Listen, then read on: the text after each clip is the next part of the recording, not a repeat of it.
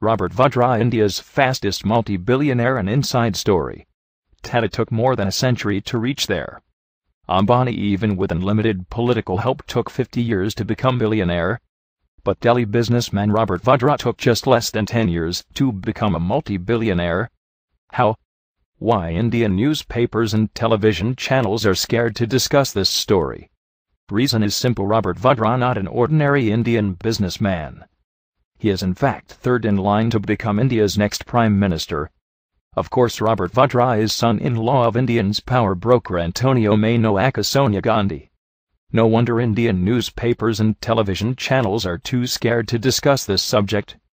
But we live in a free world. Let's freely discuss and applaud phenomenal growth of India's fastest billionaire businessman. Let's start with background of Robert Vadra from a period before his meeting his golden goose Priyanka. Robert in fact only half Indian. He was born to Rajendra and Maureen Wadhera in 1969. Rajendra Vadra hails from Uttar Pradesh and Maureen Akamikdana of Scottish origin. Before entering to India's royal family, Robert Vadra was running a recycle metal business, in simple terms collecting used industrial waste from companies and resell it. As you could imagine, not a golden egg-laying business. It's quite amazing that in next 10 years he grown into multi-billionaire. Robert Vadra met Priyanka Gandhi at the House of Commons expatriate friend Ottavio Quattrocchi. Yes, the surprise Boforza scandal middleman Quattrocchi. Robert Vadra's marriage with Priyanka was in 1997. But it was followed by tragic and suspicious deaths of his brother, sister, and his father in the next decade. He had one brother, Richard Vadra, who was found dead in September 2003 at his Vasant Vihar residence under very suspicious circumstances. His sister Michelle too had natural death, died in a car accident in 2001. His father Rajendra Vadra committed suicide on April 2009, under very suspicious circumstances. But the story was not published widely by the Indian media. No one in India wants to bring shame to India's royal family. Recently, Economic Times and other finance newspapers disclosed the business empire Robert Vadra made in the last 10 years was truly eye-opener. Hotels, planes, bars, antique chains, malls around prime locations in India with help of none other than India's #1 real estate company DLF. Also part ownership in DLF Indian Premier League franchise. Most of independent analysts points these phenomenal growth points only one thing: absolutely and shameful corruption and favoritism to Robert Vadra, being Sonia Gandhi's son-in-law. Also remember, DLF was a major builder for scandalous Commonwealth Games in Delhi. We may not dig too much to find why Indian government protected and very reluctant to take actions against Indian Olympic Association President Suresh Kalmati. Surely Suresh Kalmati can blackmail Sonia's government, showing favoritism given to DLF because of Robert Vadra. Apart from DLF malls, Robert Vadra part owns many Hilton hotels including Hilton Garden in New Delhi. It's very questionable that what kind of expertise will DLF or Hilton will get back from this recycle metal merchant Robert Vadra? Or he is lucky mascot to get through all regulatory hurdles in India? Also, he is in the list of 33 VIPs accepted from security checks and frisking at airports and any Indian embassy, the only one without any government position.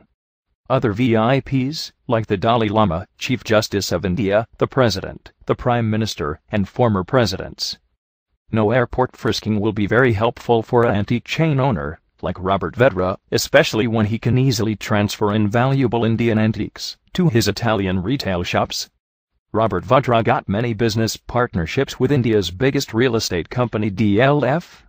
Cricket is India's next biggest money-spinning machine. No wonder Robert Vadra's association was sought by most of franchise owners. Robert Vadra's association with Calcutta Knight Riders and Shah Rukh Khan is never reported in shameful Indian news media. Other scandal, where Robert Vadra associated, is none other than infamous 2G Spectrum scam. It's alleged that one of the biggest beneficiary companies, Unitech, is 20% owned by Robert Vadra. No wonder Indian government tried and still trying to derail all enquiries on 2G Spectrum scam, though many ex-ministers are in jail now. It's expected that due to involvement people like Robert Vadra, these case will never reach a decisive conclusion. After all, CBI is controlled by Indian Prime Minister Manmohan Singh, who is appointed by Robert Vadra's mother-in-law Sonia Gandhi. Media reports on Robert Vadra's association with Unitech were suppressed by media moguls in India.